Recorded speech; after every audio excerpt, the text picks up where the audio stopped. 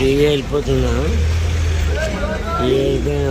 ముంగడు అందరూ దర్శనం వేసుకుని అందరూ వాడు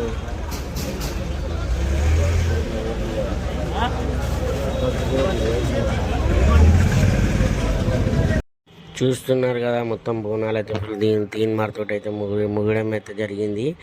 మన జంట నగరాలలో సికింద్రాబాద్, తర్వాత హైదరాబాద్ అంతా అయిపోయిన తర్వాత సైబరాబాద్లో కూడా బోనాలు చేయడం జరిగింది.